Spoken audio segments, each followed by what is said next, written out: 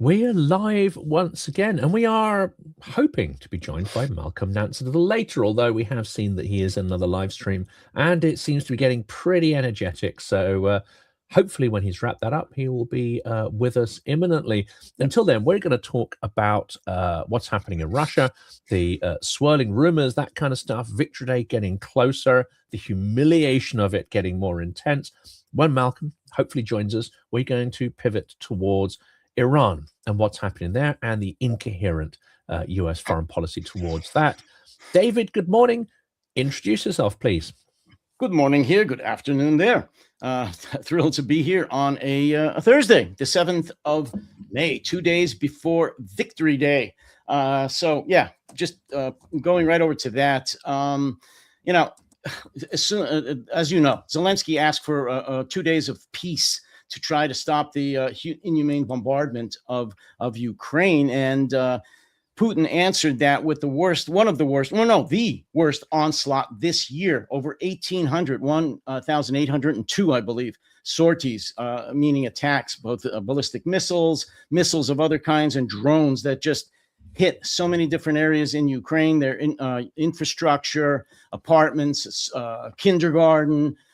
So in response to that, Zelensky, rightfully, in my opinion, I'm not going to say exactly what he said, but basically, okay, we're going to reciprocate. You got Victory Day coming up. Okay. We maybe weren't going to do anything, but you better watch your ass, because after this, then all bets are off. So he made a not so veiled threat about hitting the Kremlin, hitting the Victory Day festivities in Moscow, which, as you know, have been already scaled back because they're afraid of Ukrainian drone attacks. So, that's going to be very, very interesting. And we talked yesterday a little bit about the fact that Putin's pretty much in hiding. He allegedly, according to many, many sources, is hiding in his bunkers. He's got a lot of bunkers all over the place, including in his mansion just outside of Moscow. Even those videos that show him in his office in the Kremlin are usually BS. He's not there, or he has duplicate offices in his bunkers that look just like his Kremlin office. So they're designed to be exactly the same, although some eagle-eyed commentators have noticed some very, very slight differences. The hinges on the door are a little different. The lighting fixtures are a little, but he's probably in his bunker in his lookalike office in the Kremlin. And I posited yesterday, and I still think there's a good chance that one of his many doubles are going to actually be sitting in the stands in Kremlin and reviewing the pitiful parade that's probably going to happen tomorrow. Yeah, I don't think he's on Saturday. I'm not sure he's going to take the risk of being there in person because so what you will therefore see is not too many close-ups. You'll see a lot of long distance shots where really you won't be able to pick his features out. And for this kind of event where there's no real interaction, there's no dialogue, no conversation, there's nothing to really focus in on, I think it's pretty easy to substitute him out for something like this. Oh, I don't doubt it at all. He'd be a fool, and he's not a fool. He's a lot of things, but he's a coward. He's a smart coward. He's a coward. Absolutely. So I don't think he's going to be there. I may be wrong, but he has so many doubles. What's the point? And if they're going to be taking, shots from a distance, what would be the point to have his security people risk him being there in person, especially since this is such a scaled down parade, and Ukraine has proven they can hit targets in and around Moscow, the Kremlin. So it would be really foolish and a really bad move on his security if they allowed him to be there. But let's hope that they're foolish and he's really there, and Ukraine, comes through on the threat. Well, we know they're not that foolish. They are extremely paranoid, and they are extremely heavy-handed, because as we were talking about yesterday, it seems that it's not even the KGB or the FSB that is really destroying or taking control of, rather, the internet infrastructure. We've had another instance yesterday, according to Michael Narki, where the mobile internet has gone down in Moscow and St. Petersburg again on a very substantial scale, causing all sorts of flurries of whinging and moaning. But it's the FSO, the close personal detail, the presidential protection squads. This is the FSO, FSO, that's right. The kinetic arm of the Siloviki The there. Russian Secret Service, yeah. And the most loyal, it seems, groomed, manipulated to be the most loyal. And clearly, if they're prepared to shut down the whole internet in central Moscow, they're not going to want to put the Tsar in the way. And we have to ask, are they doing it just out of paranoia? Yes, there's that. But also, none of them want to be on the job when things go wrong. None of them want to be those, those protection guys in that hotel lobby where someone tried to come in and take Trump out. No one wants to be that guy on duty. And I think that's why you have the extreme paranoia combined with this extreme hierarchical fear of messing up. And those security services in the US that messed up, which you were talking about quite passionately, none of them are going to fall out of windows or find themselves handed a revolver and be told or even what's lose their expected job. of them. Probably they're going to lose their job, and no, they might not. Pension. They probably won't even lose their job. They'll keep their gold-plated pensions and all the rest of it. No, in Russia it's very different. You mess up on that, you and your family you're done for a generation. Yeah, no, I agree. And I just want to say there's been more reports, even since we spoke yesterday, from allegedly solid sources, which I highly doubt, that said that Shoigu is still central to any possible coup. And here's the thing that really made me laugh, because he has the support of so many senior people in the military. I don't think the military like him at all. He's a fool. He never even served in the military. And I don't think he has any support there. He was a laughing stock. So I don't believe any of those stories. He's not traditional military. He's come from the emergency. He was emergencies minister. He may have had a little sympathy amongst the Russian public as someone who, solves emergencies. And apparently he was relatively good at that for a Russian minister.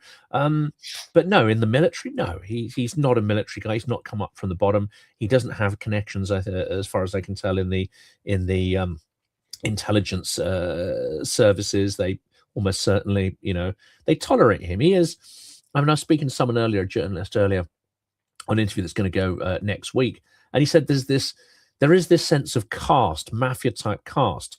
So whereas he might be disgraced, they might have taken out some of his lieutenants, they've deconstructed his influence, they've stripped him of any influence, but he is demonstrably alive.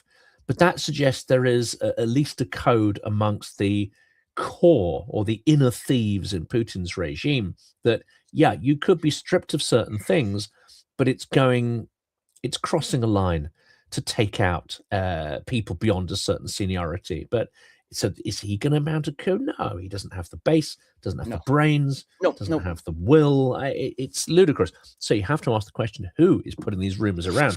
That's where it gets interesting.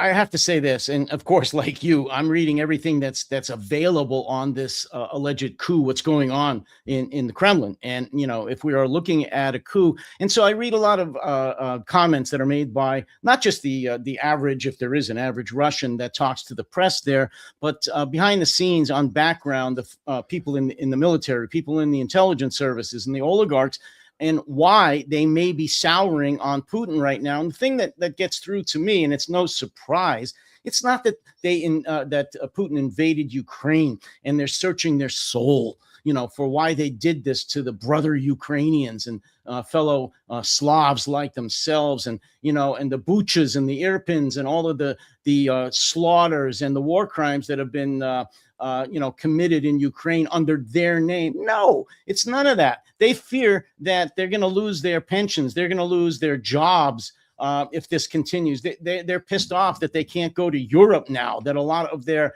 ill-gotten wealth has been seized or frozen. It has nothing to do with morality or nothing to do with the fact that they think Putin's done anything wrong, really. And if things had gone differently in Ukraine, they would absolutely still be backing Putin 1,000%, because then possibly the sanctions might have been eased up a little bit. The economy might not be taking such a hit. So it really pisses me off. I mean, we've got a long, long way to go, generations possibly or more, before Russia comes around. And I'm talking the Russians, from the man on the street or woman on the street, all the way up to the elite, the oligarchs, and the intelligence services and the military. It's a disgrace.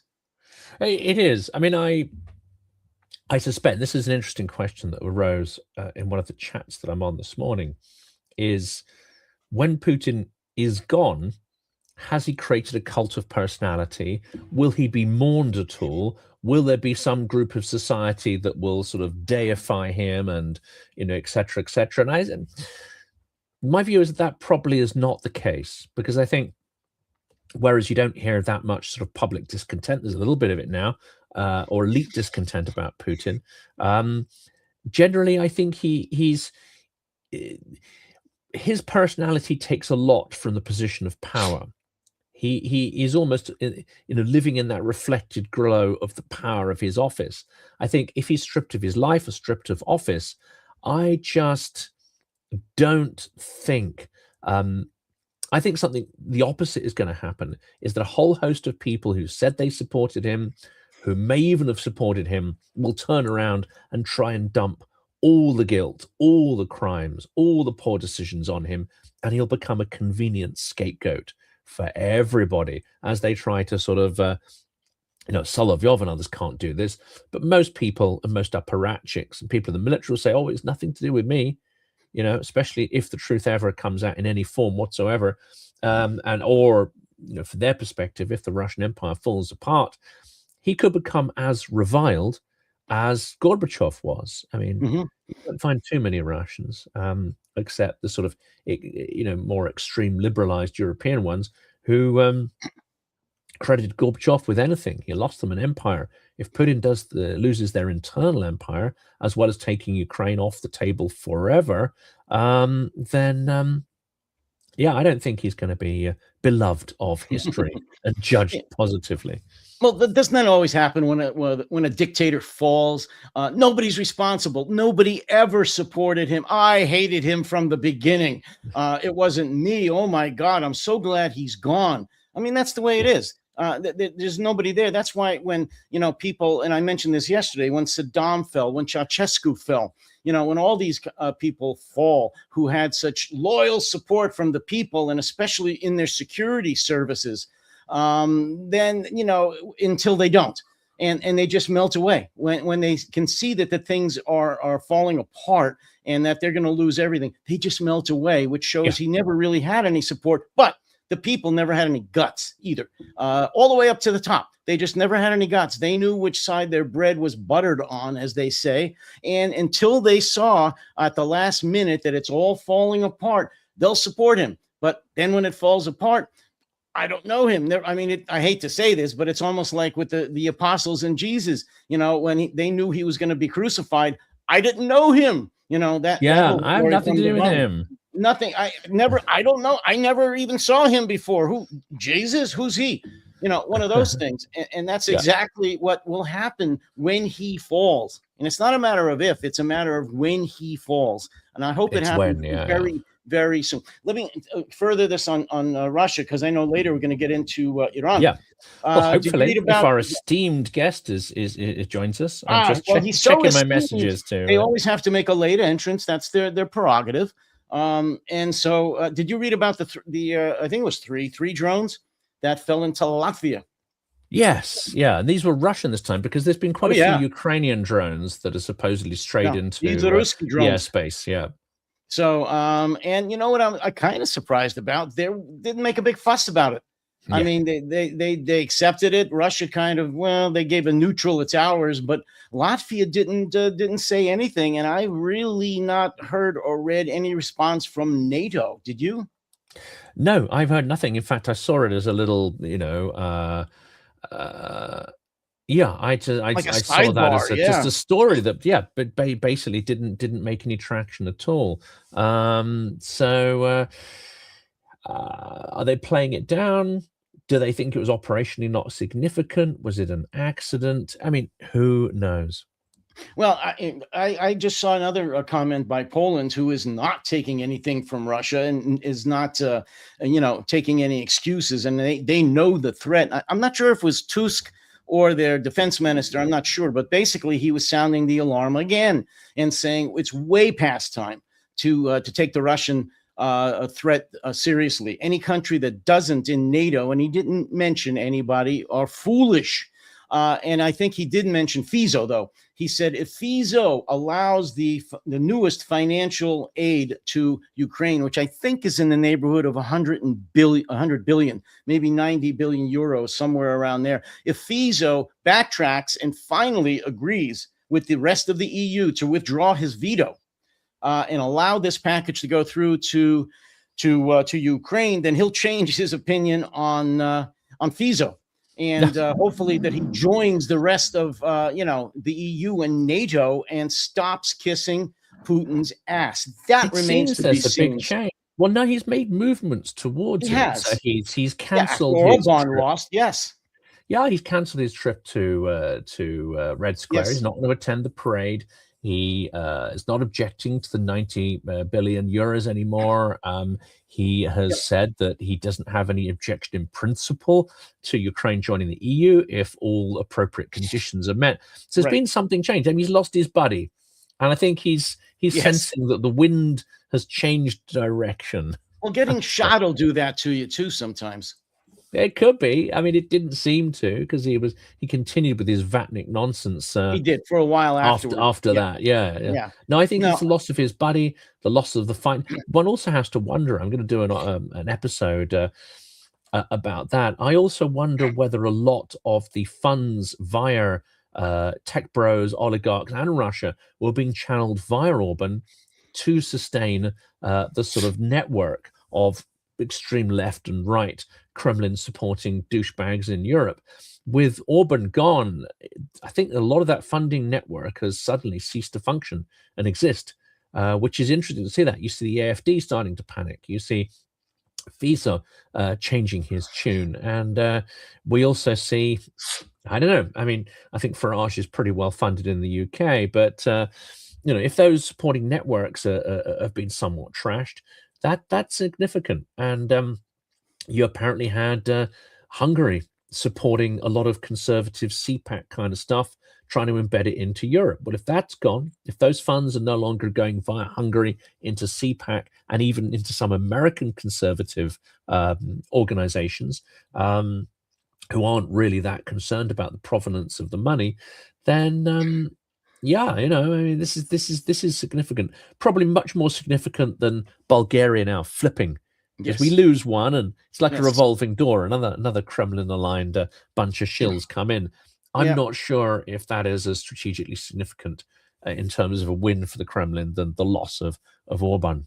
Well, I'm usually an optimist, and I still am in terms of the future of NATO and the EU. But in my opinion, the loss by Orban, which is just tremendous, I don't say it's a one-off, but I don't see it as a domino. The first of a domino that's going to wreck the far-right extremist groups, the AFDs and all that. In fact, I was just reading a lot about the UK this morning and watching some videos and podcasts about Farage. He is very well funded.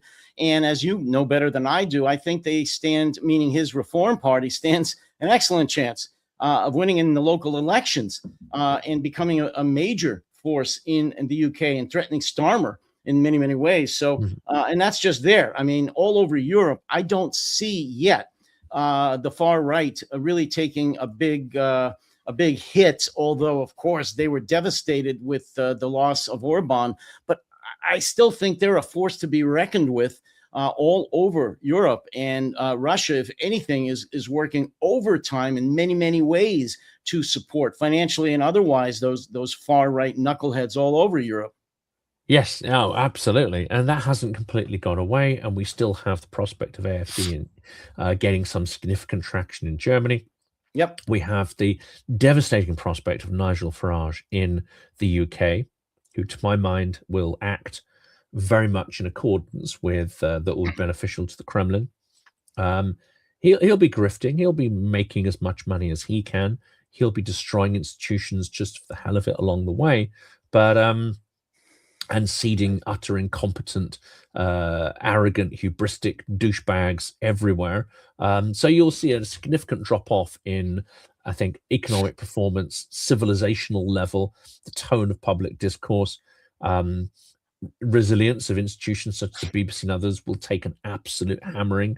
But you will see a withdrawal of British support from Ukraine, which is seriously devastating. Let me ask you this, because like I said, I did a lot of reading this morning and watching some podcasts about the elections in UK.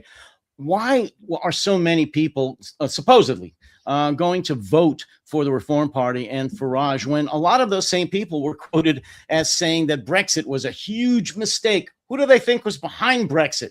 And look at their economic situation now, theirs and the whole of the UK. So why would these people say that and then possibly vote in overwhelming numbers for Farage and Reform or the Reform Party? I cannot explain it to you, David. It makes no sense to anyone who's paying attention, to anyone who's looked into Farage's history, to anyone who I think correctly links the disaster of Brexit to him and his absolute incoherence on so many topics, his knee-jerk racism, loathing of minorities and all sorts of other stuff, which he undoubtedly has. None of this makes any sense. All I can say conclusively to you is that rationality has departed. Rationality, healthy cynicism, people spending time to do proper due diligence and research, all of that stuff has left the room. That's all I can say to you. I cannot explain it any Well, other then way. what you're saying then for, a guy here in the lunacy, the loony bin here in the United States of America is that the people that are voting for the Reform Party, if they do, are MAGA people. They're MAGA wannabes. It's a cult, and they have no rational reason for what they're doing. But for some knee-jerk reaction to what they see is going on around him, they're going to throw away the economy essentially, and they're going to vote against their best interests, which is what MAGA does here year after year. They are, and and those same people would look at the US and go, "Oh my goodness, what a mess." Yeah, they wouldn't necessarily be aligned with MAGA or think of themselves as MAGA, but I think what they've got aligned there is a certain cultish way of thinking. The fact that they're voting for someone who is considered non-traditional, iconoclastic, who doesn't speak in the usual political diplomatic language, and they see certain attributes there which really don't describe the person they're looking at. He's not an anti-elitist. He's the very cream of the elite with a very expensive fee-paying school, his education, and I think he was, but a question for me. No, I didn't want to interrupt you. Randy, to question to me, was Malcolm Nance really a former U.S. Navy intelligence officer? Yes and no. And you're guilty of this when you introduced him before, Jonathan, but I'll just correct you. Yes, I took it from the book blurb. I took it from he was a former U.S. Navy intelligence non-commissioned officer, and he'll probably correct you if you ask him. There's NCOs, which are the petty officers, and in the Army, they're called sergeants. He was not a commissioned officer, meaning like a captain or a commander or something like that. But he absolutely was in the U.S. Navy. He was in the Naval Intelligence branch. He was trained as a cryptologist. I say signals and cryptology, wasn't it? Signals, and he was trained to be an Arab linguist. He went to the same language school as me, which is this here. I'm wearing it in his honor today. It's the Defense Language Institute in Monterey, California. I studied German language, jawohl, mein Herr, and he studied the Arabic language. He is fluent in Arabic and several different dialects. So the answer to you is yes. He was definitely a naval intelligence non-commissioned officer, served extensively in the Middle East as well as all over the world. So I hope that answers the question. Yeah, I think that's as clear as it is, and of course, we will. And some people ask him. There were some comments here, and I understand not so kosher comments about how he doesn't tell the truth or he's wrong on occasion. Guess what? We're all wrong on occasion. He's not 100%, and I'm not here to tell you or to defend him. I mean, he said some things that never came true, but he's not prognosticator. He's not Merlin. He can't tell the future, but he does give his best advice, and he has served extensively in the intelligence area in the Middle East. So if anybody knows the Persian Gulf, Iran, Iraq, all of the Gulf states, the islands there that we're talking about every day, Karg Island, Hormuz Island, and the rest of them, as well as what it takes to set up a blockade, the mining of that, the economies there, the oil economy, the refineries for which he served as security for a few of them in the Middle East, including in Iraq and some of the Gulf states as a security director. Yeah, he does kind of know what he's talking about. He's not right all the time, and some of his predictions haven't panned out. But other than that, he's usually spot on. Many of the guests have not been right about everything, and except me, of course. It's impossible, except Davey, obviously. But yeah. It's impossible to be right about things that are moving fluidly and for which we don't have all the information. But you have to ask, is this person authentic? Are they trying to use the best data without being constrained by a political ideology or a particular purpose or grift? Are they good at analyzing, interpreting that data and coming up with sort of patterns and then extrapolating out? And the answer is, we only invite people on, and that includes Silicon Curtain, who consistently are shown to be constantly sort of challenging their own assumptions and have a good track record of saying things that pan out. Is it going to work 100% of the time? No, it's not. That's why we don't have, Colonel McGregor or whatever the hell he's called on, or Mearsheimer, or, Scott Ritter. Mearsheimer, don't mention his name. Let me ask you this. Peter Ritter, because they're wrong on everything. Don't have Ritter on either. But let me ask you this. At the risk of getting you kicked off of YouTube, I won't lead you too much, but I used to watch, until very recently, actually, the good Colonel McGregor. And you mentioned him because of what? And just one comment, and then I'll tell you my thoughts, because I've watched him a lot. I dipped in, and then I realized almost immediately, as you know, that they have no analytical power, no explanatory power, and that they're highly disingenuous individuals who get their editorial guidelines from the enemy. It's as simple as that. I don't want to get into any slander, of course. I'm just saying that I watched him a lot. I mean, he speaks very well. He's very impressive. He was an advisor to President Trump during the first Trump administration, and that's a fact. I mean, he was a high-level. He's wrong on everything about Ukraine. He's been wrong on everything, and consistently. Aside from that, though, he's not a bad guy. You're pushing me into a corner. I refuse. No, I'm saying he's not a bad guy. I have nothing bad to say about him, except I don't watch him anymore. I won't watch. Is it Scott Ritter? I won't watch him. No, he's a bad guy in every sense. Well, he's a convicted felon. That's a fact. I mean, that's the way it is for not nice things. And you mentioned Mearsheimer. He is, I'm not going to say the word, but I would say totally unreliable when he talks about anything to do with the military, the intelligence services, or Russia. Or Ukraine. So other than that, again, he's very accurate. Apart from everything he says and everything he writes, completely accurate. Yeah, he's not a bad guy. Again, so our definition of good and bad guys differ. We found an area where we depart from each other on that definition. Let me ask you this: what the heck, in your opinion? Let us be the experts now on the Iranian thing. Have you? I know you followed the most recent comments coming out of this lunatic asylum known as the White House. What's the deal? Are we at war? Is the ceasefire still holding? And what's going on with the blockade, the U.S. naval blockade, as of right now? Trump's done something remarkable in that he has made war into something so abstract, so uncertain, so ludicrous and performative that we don't even know if we're at war or not yet at this point in time.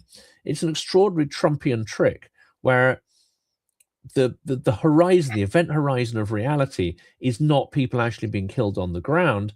It is his tweets. We're living in a sort of two-dimensional informational space where actually it doesn't really matter what happens in reality. It's we are at war and we're not at war.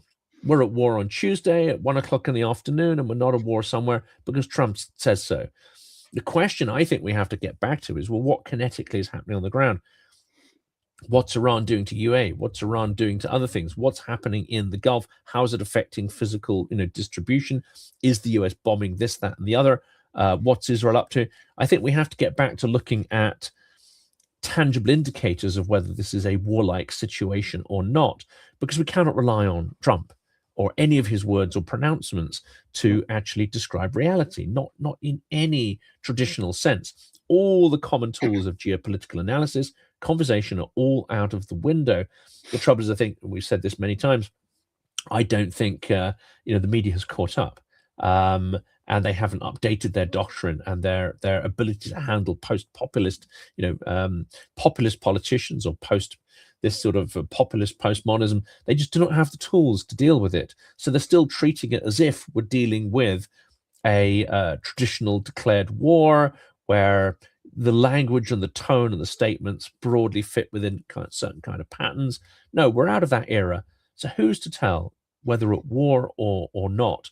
Because actually what happens on the ground no longer matters nearly so much as what happens in Trump's, softening, demented brain.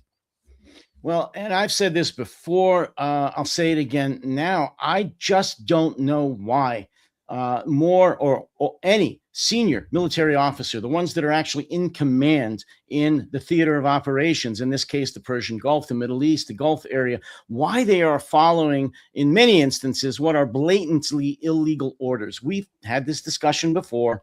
I don't know why they're not doing it. It should have started, meaning the pushback should have started a couple of months ago, 2-3 months ago, when Hegseth called every 4-star general, 3- and 4-star general to Washington and gave them a lecture about shaving, physical fitness, and what time they should get up in the morning, and some real good basic training rules.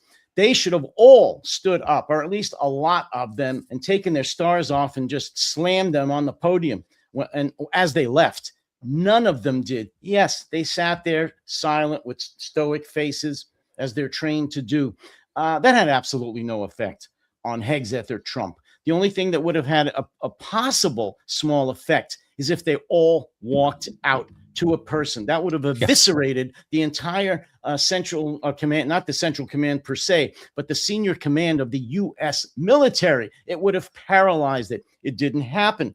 Fast forward to today. They're still following many, many illegal orders. My God, 2 days ago, 3 days ago, they just murdered 2 or 3 people in the Pacific, where they blew their fishing boat out of the water. I'm not saying they weren't carrying drugs. They might have been, but nobody investigated it for sure. Police weren't involved, law enforcement. They weren't indicted. They weren't tried. They weren't convicted. They were murdered on the high seas. Some officer, whether it was the Navy or the Coast Guard, had to give that order. I really don't know why that's happening, and I'm not having currently serving military officers explain to me why that's still happening, and it sickens me, to be honest with you. Yeah, exactly. Well, yeah. I mean, I just said that it's because incoherent. What's going on in Iran, of course, is if you want to extrapolate it, is what I just said about the fishing boat on a million times larger scale. When they're bombing bridges and power infrastructure and water desalinization plants, schools, or that schools in Iran in that case, or it's threatening to do as away well with for rule of law. These are war crimes. Yeah, these are war crimes. And theater. They Go don't ahead. care. No. That's the thing. They don't care about it. They literally don't care. So the traditional rules and judgment and holding people to account, none of that. But that means the very foundations of the United States military no longer apply. That they're ruined. To be. That is a much. It also suggests something. It suggests that unless there are people willing to enforce that, unless there are people willing to say the rules apply, there are no rules. I mean, this is radical, as it were, and I don't think people really get where we are. No, and what we're talking about right now, Jonathan, and it's not talked about enough. I'm sorry. The fact that these illegal orders are being carried out. Yeah, some news commentators have talked about the fishing boats, like I just did, especially when Venezuela and all that area, Maduro was in play, and they started blowing up fishing boats coming from South America. But that hasn't stopped. And it's pretty much faded out of the American mainstream media. Then you go to what's going on right now in the Middle East, and all of the travesties, the war crimes that are being committed by the United States. And not one, to my knowledge, not one senior U.S. military commander has pushed back, has refused an order. If they have, well, it hasn't made the news, and it hasn't stopped any of the bombs falling or the missiles flying or shooting at any boats that they just did as of yesterday, shot at a commercial vessel and disabled it. Trump talked about being pirates, that the United States Navy can be pirates. Ha, ha, ha. And the audience, all, Republicans, laughed with him. Yeah, the U.S. Navy is going to be pirates now. I'm just telling you, the foundation of the U.S. military is in the toilet. If that's what's going on, it just sickens me. And there are a number of people who've been on enforced early retirement. One presumes that either they refused to participate or they've just basically put the hand up and said, I'm out. So there does seem to be a stripping out of people who have either protested or raised objections, or who suspected that they might. So yeah, I mean, it's how we recover this, how we get back from it, the generational damage that will be done, not just even if they do manage to fix the system internally, which is dubious and will be incredibly costly nonetheless. How do you fix the international reputation? Because even if the US bounces back, then allies are absolutely not going to trust the US. That's moving the core of the question as well. Not only is it affecting us here in the States, meaning that it's ripped the heart out of the military morals, ethics, policies that go back 250 years, it has absolutely destroyed the trust that was built up during those 2.5 centuries of our allies, that we are ethical, we're moral, we follow the rules of international law, we follow the rule of law of war, we support the Geneva Convention, all of those things. We stand for something, and that's been destroyed. And when trust is destroyed, as you well know, it takes a very, very long time to rebuild it. It took a long time to build it. It takes a very short time to destroy it. Trump's destroyed it. MAGA's destroyed it. All his cult that goes along with him has destroyed it. And I'm sorry, I have to say, those senior officers, military officers in the United States who have remained silent, or worse, acquiesced, meaning they've gone along and given orders to commit war crimes, they've made it even worse. Unless they stand up en masse and say, no, sir, I'm sorry, I cannot follow that order, it's illegal, this is going to continue. And right now, Europe, and especially Ukraine, is the torchbearer for democracy. I don't see European countries falling into the same moral quagmire yet, I hope, as the United States military. It's just, it's incredible. We hope not. I mean, there is still time for all sorts of disasters, as we said earlier, like the AfD and so on. But I think there's a chance that we may pull out. But it's only under the protection of Ukraine that we are able to even start to pivot and start to fix those issues. Otherwise, honestly, I may have said this to a friend earlier in the day, if it wasn't for Ukraine, the Russians would possibly be in Berlin by now, if they'd taken a different route or charged through Ukraine. So it is extraordinary where we are. I'm going to have to go and have a cup of tea and nurse my throat, which is suffering from I don't think Malcolm's going to join on this one. So let's try and get him onto another stream. Absolutely. Yeah. And we'll try. We need to have him on here. And folks, everyone that's on today that is asking questions, making comments, which we love. Please come back when Malcolm's here. And if you want to ask him anything, or question, his predictions in the past or his predictions now or anything he says, by all means do it. He's not exactly a shrinking violet, so he will respond. he will defend himself robustly. That is something we can guarantee, because he's exceptionally good. Yes, he is. So, at, all right, Jonathan, you go and nurse that voice. So, okay, until tomorrow, we're on. Hey, tomorrow we're on at the same time. We've got Nicholas Tenzer tomorrow. He is. Is it the same time? Is it a little later in the day? Yeah. No, we're on the same time with Nicholas tomorrow. As far as I know. So if not, then I'm wrong. But no, I think we're on at the same time. Nicholas is a professor, international studies in Paris. And he comments widely. He's a geopolitical analysis. You can read him in the Kyiv Post, as well as many, many other English-speaking and, of course, French-speaking publications. He is a very strong supporter of Ukraine, not the best friend of Russia and Putin. So anyway, Nicholas Tenzer, Professor Tenzer, will be on tomorrow. So please come back. Brilliant stuff. Let's end it there.